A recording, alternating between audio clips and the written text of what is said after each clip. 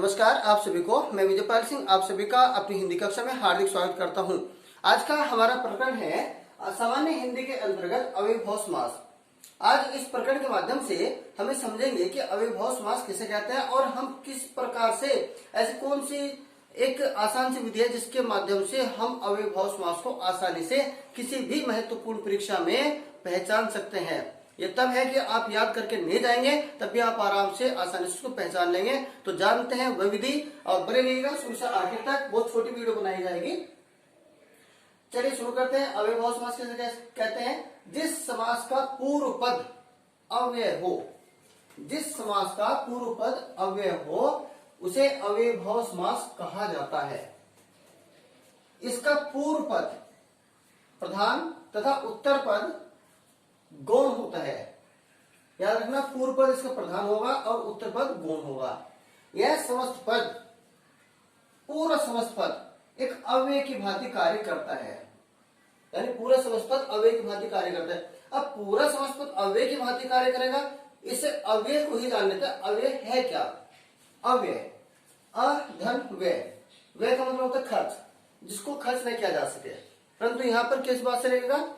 जिसके टुकड़े न किए जा सके, जिसके खंड न किए जा सके। अर्थात एक ऐसा समस्त पद या एक ऐसा शब्द जिसको हम किसी भी प्रकार से बदल ना सके और उसको बिल्कुल अव्ययकारी रूप से जो का तो एज इट इज उसको रखा जा सके।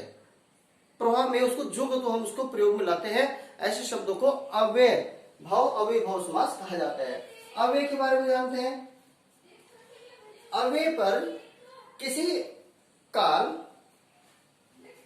लिंग, वचन तथा कारक के भेद इत्यादि का कोई प्रभाव नहीं पड़ता। अर्थात ये बिल्कुल अव्ययकारी शब्द होते हैं।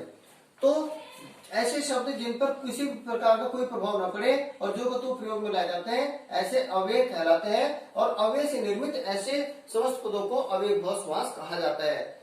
समझता हूं समझ में आ गया होगा। अब मैंने यहाँ पर 3 प्रकार के उदाहरण आपके सामने रखे हैं, 1, 2 और 3। समझते हैं तीनों के प्रकार। समस्त पद है समास विग्रह। यथा शक्ति, शक्ति के अनुसार। यथा ये पूर्व पद है और ये उत्तर पद है।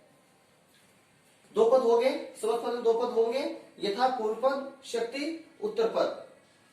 तो यहां पर शक्ति के अनुसार अब बल देखेंगे किसके ऊपर पड़ रहा है, अर्थ का बल कहां पड़ रहा है? यथा। अगर शक्ति हम जो तो रखेंगे, शक्ति किसकी शक्ति, कैसी शक्ति वाली बात है, पहली वीडियो में भी यही बताया गया था।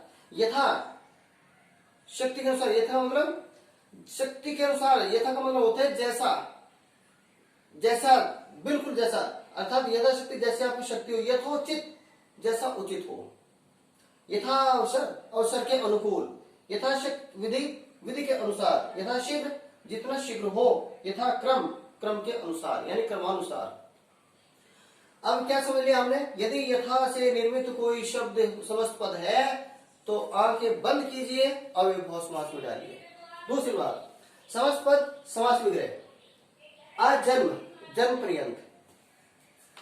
प्रतिवर्ष, वर्ष वर्ष। प्रत्यक्ष, आंखों के सामने। तो यहां पर बेखटके, खटके के बिना। खटके का मतलब बिना संकोच, बेधड़क। इसके बाद तीसरे प्रकार का जो उदाहरण है, शब्दों की आवृत्ति। कहीं कहीं पर शब्दों की आवृत्ति होती है तो ऐसे में और उनके बीच में योजक चिन्ह भी होता है। अब आप जानते हैं योजक चिन्ह कहाँ होता है? योजक चिन्ह तो द्वंद्व समास में भी होता है। तो क्या इसको द्वंद्व समास मान लिया जाएगा? नहीं, बिल्कुल नहीं। क्योंकि अब हम जान चुके हैं कुछ शब्द यथा से निर्मित होते हैं, कुछ शब्द उपसर्ग से निर्मित होते हैं, तो कुछ संज्ञा शब्दों की आवृत्ति होती है और उन आवृत्ति वाले शब्दों के बीच में योजक चिन्ह लगा देते हैं। जिसका मतलब ये होता है, जैसे गांव गांव, गांव गांव कहते हैं कि मैं गांव गांव घुमा हूं। अरे गांव गांव घुमा हूं, इसका मतलब क्या है? मैं प्रत्येक गांव घुमा हूं, प्रत्येक गांव में गया हूं। तो गांव गांव पर ऐसे योजक से तात्पर्य है, प्रत्येक से होगा। नगर नगर, प्रत्येक नगर। बीचों बीच, बिल्कुल बीच में। मान लीजिए कोई कहे कि भाई बीचों बीच वहां पर एक पेड़ है, मार्ग के बीचों बीच एक पेड़ है। तो मार्ग के बीचों बीच का मतलब बिल्कुल मध्य में, सेंटर में, केंद्र में। एकाएक, अचानक, हाथों हाथ, हाथ ही हाथ में, तो इस प्रकार के उदाहरण कुछ चलते हैं, यानी एक ही शब्द की आवृत्ति होती है। तो अब ये तो मान लिया हमने 3 प्रकार के उदाहरण। अब एक और बहुत, ये सारा हमारा किताबी ज्ञान हो गया। अब आपको एक अलग से बता दूं बात, तो आपको और आसानी होगी। क्या है कि अव्ययीभाव समास, अव्ययीभाव समास आपको याद करने की जरूरत नहीं है, बस इतना समझ लीजिएगा, कुछ ना करें, बस सिर्फ ये जान ले कि भाई पहला पद इसमें क्या है, अव्यय है। और अव्यय मैंने क्या बताया, जिस पर किसी भी काल, वचन, लिंग, कारक के भेद इत्यादि का कोई प्रभाव न पड़े, अर्थात अविकारी शब्द अव्यय कहलाएंगे। अव्यय से निर्मित शब्द जैसे यथाचित्त है, यथावसर, यथाविधि इत्यादि।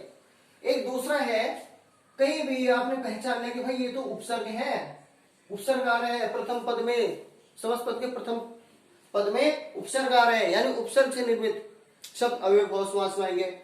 बहुधा इसके पश्चात संज्ञा शब्दों की आवृत्ति, जहां पर शब्दों की आवृत्ति हो वहां पर भी अव्ययीभाव समास। तो ये 3 चीज याद रखनी है। यदि आपने 3 चीज याद रख ली, 3 बातें याद रख ली, तो निश्चित ही आप इसको बहुत आसानी से कर पाएंगे। और मैं समझता हूं कि आज का यह प्रकरण आप सभी के लिए बेहद उपयोगी सिद्ध होगा, ऐसा मेरा विश्वास है। और यह बहुत सारी परीक्षाओं में आपके काम आएगा, क्योंकि बहुत सारी परीक्षाएं हैं जिनमें सामान्य हिंदी के अंतर्गत समास को रखा जाता है। तब इसी आशा के साथ कि आप सभी लोग इससे बेहद लाभ उठाएंगे, और मिलते हैं एक नई वीडियो में। तब तक के लिए आप सभी को मेरा हार्दिक नमन।